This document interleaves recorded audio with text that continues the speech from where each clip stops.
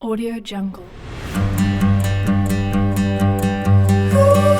Assalamualaikum warahmatullahi wabarakatuh. Kami dari kelompok 8 ingin menyampaikan materi mengenai aplikasi saling temas dan masalah lingkungan. Saya Retna Utari. Dan saya Alda Nadila. Baik, yang pertama yaitu ada pengertian saling temas. Saling temas merupakan kepanjangan dari sains, lingkungan, teknologi, dan masyarakat. Saling temas dalam bahasa Inggris disebut science, environment, teknologi, dan society. Aplikasi saling temas adalah aplikasi pembelajaran seperti KTSP. Saling temas merupakan suatu pendekatan yang dapat mengajak siswa untuk mau dan mampu menerapkan prinsip sains. Selanjutnya yaitu definisi dari Sains Teknologi Masyarakat atau Sains Teknologi Society menurut National Science Teacher Association atau NSTA adalah pembelajaran sains dan teknologi dalam konteks pengalaman manusia menurut Yeager tahun 2010. Sains teknologi masyarakat juga dapat diartikan sebagai pembelajaran yang dirancang dengan menggunakan isu-isu sosial dan teknologi yang ada di lingkungan siswa sebagai pemicu dalam pembelajaran suatu konsep. Nah, penambahan unsur lingkungan dalam pendekatan ini didasarkan karena tidak menutup kemungkinan bahwa sains dan teknologi juga akan mempengaruhi lingkungan. Oke, yang selanjutnya yaitu mengenai ayat Al-Quran tentang sains, teknologi, dan masyarakat. Yang pertama yaitu ada sains dalam Quran Surat An-Nur ayat 43 tentang proses terjadinya hujan. Bismillahirrahmanirrahim. Alam tara anallaha sahaban summa yu'alifu bainah summa yaj'aluhu rukuman fataral wadqa yahruju min hilalih wa yunzilu minas samai minal jibalin fiha min baradin fa yusibu bih mayyasha'u wa yasrifuhu amma yasha' yakadu sana barikihi yadhabu bil absar, yang artinya tidaklah kamu melihat bahwa Allah mengarah awan kemudian mengumpulkan antara bagian-bagiannya kemudian menjadikannya bertindih-tindih, maka kelihatanlah olehmu hujan keluar dari celah-celahnya, dan Allah juga menurunkan butiran-butiran es dari langit, yaitu dari gumpalan-gumpalan awan seperti gunung-gunung, maka ditimbakannya butiran-butiran es itu kepada siapa yang dikehendakinya dan dipalingkannya dari siapa yang dikehendakinya. Yang kedua yaitu ayat Al-Quran mengenai teknologi dalam Quran Surat An-Naml ayat 40 tentang informatika. Bismillahirrahmanirrahim. Qala ladzi indahu ilmun minal kitabi anna atika bih qabla an yartada ilaika tarfuk fala man ra'ahu mustaqiran indah qala hadza min fadli rabbi liyabluni ashkuru am akfur wa man syakara fa innama yashkuru li nafsihi wa man kafara fa inna rabbi ghaniyyun karim, yang artinya berkatalah seseorang yang memiliki ilmu dari Alkitab, aku akan membawa singgasana itu kepadamu sebelum matamu berkedip. Maka tak kala Sulaiman melihat singgasana itu terletak di hadapannya, ia pun berkata, ini termasuk karunia Tuhanku untuk mencoba aku, apakah aku bersyukur atau mengingkari akan nikmatnya. Dan barang siapa yang bersyukur, maka sesungguhnya dia bersyukur untuk kebaikan dirinya sendiri, dan barang siapa yang ingkar, maka sesungguhnya Tuhanku maha kaya lagi maha mulia. Yang selanjutnya yaitu ayat Al-Quran mengenai masyarakat dalam Quran Surat Al-Hujurat ayat 13 tentang manusia diciptakan bersuku-suku dan berbangsa-bangsa. Bismillahirrahmanirrahim. Ya ayuhan nasu inna khalaqnakum min dzakari wa unsa wa ja'alnakum syu'uban wa qabaila lita'arufun.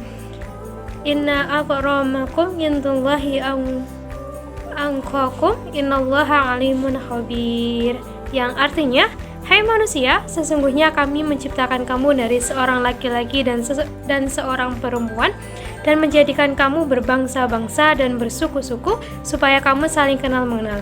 Sesungguhnya orang yang paling mulia di antara kamu di sisi Allah ialah orang yang paling takwa di antara kamu. Sesungguhnya Allah Maha mengetahui lagi Maha mengenal. Selanjutnya yaitu ada tujuan dari saling temas. Yang pertama yaitu adalah peserta didik mampu menghubungkan realitas sosial dengan topik pembelajaran di dalam kelas. Kemudian yang kedua, peserta didik mampu menggunakan berbagai jalan atau perspektif untuk mensikapi berbagai isu atau situasi yang berkembang di masyarakat berdasarkan pandangan ilmiah. Dan yang terakhir yaitu peserta didik mampu menjadikan dirinya sebagai warga masyarakat yang memiliki tanggung jawab sosial. Yang selanjutnya yaitu adalah karakteristik saling temas menurut Joseph Peale dalam Mariana dan Proginda tahun 2009 halaman 33. Di sini ada 4 karakteristik. Yang pertama yaitu menggunakan sains untuk memperbaiki kehidupan dirinya dan untuk menghadapi perkembangan teknologi. Kemudian yang kedua agar dapat menghadapi isu-isu teknologi dalam masyarakat dengan penuh tanggung jawab. Yang ketiga yaitu agar memahami pengetahuan dasar untuk dapat menangani isu-isu sains teknologi masyarakat. Dan yang terakhir, mengetahui gambaran yang akurat tentang syarat-syarat atau kesempatan kerja di lapangan. Yang selanjutnya yaitu adalah hubungan antara sains, teknologi, dan masyarakat. Nah, tentunya sains, teknologi, dan masyarakat itu mempunyai sebuah hubungan. Yang selanjutnya yaitu adalah hubungan sains dan teknologi. Sains memberikan kontribusi terhadap teknologi yang tercermin pada penerapan produk sains dalam teknologi. Sains memberi cara atau alat untuk mengestimasi perilaku benda. Yang selanjutnya yaitu adalah hubungan teknologi dan masyarakat. Nah, perkembangan teknologi sangat dipengaruhi oleh sosial ekonomi dan sifat dari masyarakat. Sebaliknya, teknologi menimbulkan perubahan pola hidup, politik, religius, dan kesejahteraan dari masyarakat. Jadi, terdapat hubungan timbal balik antara teknologi dan masyarakat. Yang terakhir yaitu adalah hubungan sains dengan masyarakat. Produk-produk sains itu memberikan kontribusi bagi kesejahteraan umat manusia. Sains sebagai proses memberikan manusia kapasitas berpikir untuk memecahkan masalah. Sebaliknya, kebutuhan manusia baik sebagai individu maupun sebagai warga masyarakat memberi dorongan yang kuat bagi perkembangan sains. Yang selanjutnya yaitu adalah implementasi saling temas. Guru harus kreatif dalam mengintegrasikan materi dengan pembelajaran dan dengan kehidupan siswa. Hal ini sangat penting dilakukan supaya siswa tidak merasa asing dengan materi yang diterimanya, sehingga siswa dapat mencerna tentang materi pembelajaran untuk menghubungkan dengan pengalaman hidupnya. Pembelajaran IPA dikembangkan dengan pendekatan sains, lingkungan, teknologi, dan masyarakat atau saling temas untuk mewujudkan sekolah sebagai bagian dari masyarakat dan lingkungan. Dengan mengaitkan serta mengaplikasikan bahan pembelajaran sains ke teknologi dan masyarakat, diharapkan siswa dapat menghubungkan materi yang dipelajari dengan kehidupan sehari-hari serta perkembangan teknologi. Dengan pengkaitan dan pengaplikasian tersebut, kreativitas siswa untuk lebih banyak bertanya dan mengidentifikasi kemungkinan penyebab dan efek dari hasil observasi semakin meningkat.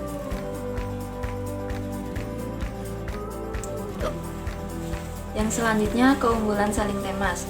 Saling temas berpengaruh positif terhadap hubungan antara peserta didik dengan dunia nyata, mendorong siswa untuk lebih aktif, kreatif, dan berpikir kritis dalam memberikan solusi pada suatu pokok permasalahan di lingkungan sekitar. Siswa belajar lebih memahami suatu topik secara mendalam dibandingkan dengan siswa yang belajar dengan metode konvensional. Diharapkan dengan pendekatan saling temas ini, siswa menjadi semakin peka terhadap lingkungan alam sekitar, mengingat Indonesia sebagai negara tropis dengan beragam kekayaan sumber daya manusia. Isu aktual belakangan ini seperti global warming, pencemaran lingkungan, sumber energi alternatif, dan teknologi sederhana yang bermanfaat sedang menjadi pembicaraan yang menarik dalam masyarakat. Sungguh sangat bijaksana bila dalam pembelajaran IPA terpadu peserta didik diajak dan diarahkan untuk mempelajari isu-isu aktual yang sedang hangat dibicarakan dalam masyarakat. Dengan demikian, pendekatan pembelajaran berbasis saling temas sangat tepat diterapkan dalam pembelajaran sains. Selanjutnya, hambatan pendekatan saling temas dalam pembelajaran. Guru lebih banyak berperan dalam mengarahkan pengetahuan siswa pada upaya penemuan masalah dan konseptualisasi berdasarkan disiplin ilmu. Hambatan lain dalam penerapan pendekatan ini adalah siswa belum terbiasa untuk berpikir kritis dan belajar mengambil pengalaman di lapangan, sehingga dibutuhkan kesabaran dan ketekunan guru untuk mengarahkan dan membimbing siswa dalam pembelajaran. Masalah lingkungan. Yang pertama ada polusi. Masalah lingkungan hidup. Yang pertama adalah polusi atau pencemaran lingkungan hidup. Polusi udara, air, dan tanah memerlukan waktu jutaan tahun agar dapat normal kembali. Sektor industri dan asap kendaraan bermotor adalah sumber pencemaran utama. Logam berat, nitrat, dan plastik beracun bertanggung jawab atas berbagai pencemaran yang ada. Sementara polusi air disebabkan oleh tumpahan minyak, hujan asam, limpasan perkotaan. Pencemaran udara disebabkan oleh berbagai gas dan racun yang dikeluarkan oleh industri dan pabrik-pabrik, serta sisa pembakaran bahan bakar fosil. Pembakaran tanah disebabkan oleh limbah industri yang merusak unsur hara dan zat nutrisi di tanah yang penting bagi tumbuhan. Yang kedua ada pembuangan limbah. Hal ini terutama limbah plastik dan sampah perkotaan, seperti di Kali Ciliwung di Jakarta atau kota-kota di Indonesia. Selain limbah rumah tangga, limbah dari sektor industri yang sering dibuang ke sungai juga menyebabkan ikan-ikan mati dan hancurnya ekosistem di sungai. Padahal sungai-sungai ini penting bagi ekonomi masyarakat dan penting untuk memasok sumber makanan bagi masyarakat.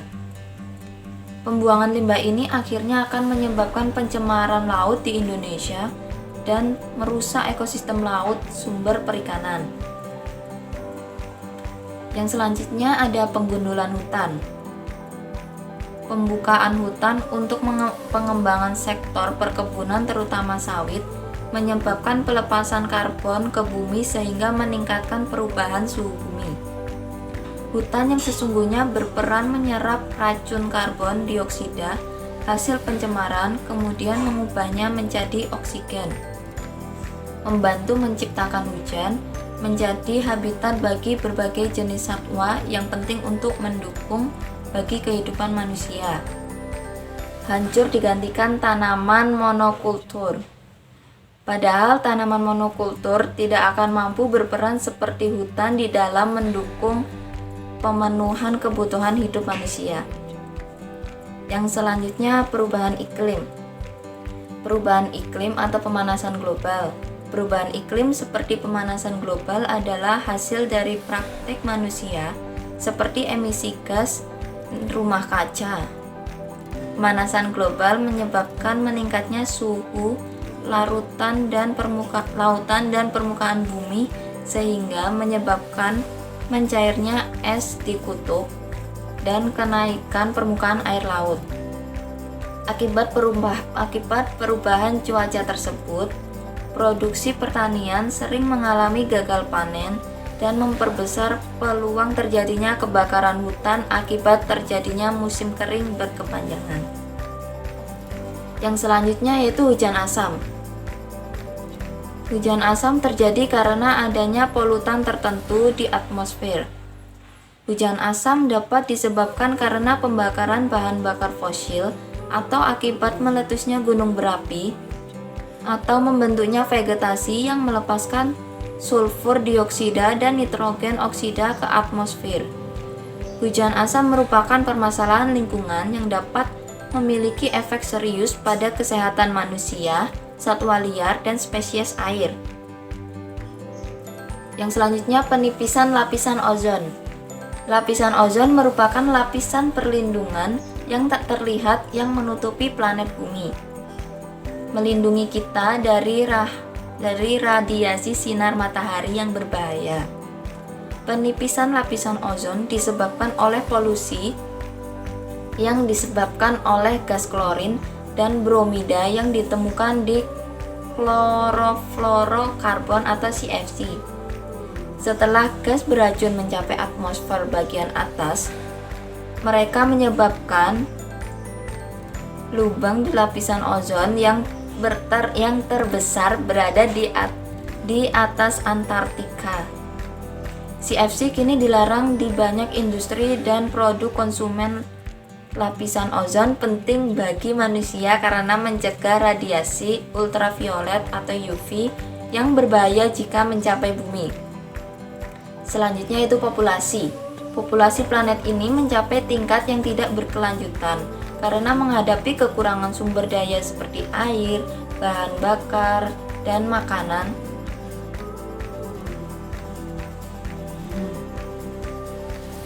Ledakan populasi di negara-negara maju dan berkembang yang terus menyebabkan semakin langkanya sumber daya. Pertanian intensif yang bertujuan untuk meningkatkan produksi makanan dengan menggunakan pestisida justru pada akhirnya menimbulkan masalah baru. Kerusakan itu berupa menurunnya kualitas tanah dan kesehatan manusia. Yang selanjutnya penipisan sumber daya alam. Penggunaan bahan bakar fosil seperti minyak bumi bertanggung jawab menciptakan pemanasan global dan perubahan iklim. Secara global, mulai banyak pihak yang mulai beralih menggunakan sumber daya terbarukan seperti listrik tenaga surya, biogas, mobil tenaga matahari yang diterapkan oleh negara maju. Walaupun dalam jangka pendek, instalasi peralatan fasilitas teknologi ramah lingkungan ini akan terlihat cukup mahal, tetapi dalam jangka panjang akan sangat murah dibandingkan penggunaan energi fosil dan tidak terbarukan. Yang selanjutnya, kepunahan keanekaragaman hayati. Aktivitas manusia yang menyebabkan kepunahan spesies dan habitat serta hilangnya keanekaragaman hayati. Aktivitas perburuan satwa yang tidak berkelanjutan untuk memenuhi kebutuhan protein manusia, seperti perburuan telur penyu atau kura-kura Indonesia yang menyebabkan kura-kura sungai punah. Punahnya spesies berarti punahnya sumber Punahnya spesies berarti punahnya sumber pemenuhan kebutuhan hidup manusia. Ekosistem yang menempuh waktu jutaan tahun untuk stabil dan mendukung kehidupan manusia, kini berada dalam bahaya bila ada populasi spesies yang punah. Kerusakan terumbu karang di berbagai lautan yang mendukung kehidupan laut yang kaya menyebabkan ketersediaan ikan di lautan berkurang. Yang selanjutnya, rekayasa genetika. Produk makanan, peternakan, pertanian saat ini banyak dihasilkan oleh teknologi rekayasa genetika atau modifikasi genetik. Modifikasi genetik makanan menggunakan bioteknologi disebut rekayasa genetika. Modifikasi genetik dari hasil makanan secara umum akan meningkatkan racun dan resiko penyakit bagi manusia. Genetika tanaman atau satwa yang dimodifikasi dapat menyebabkan masalah serius bagi kesehatan manusia serta keseimbangan ekosistem.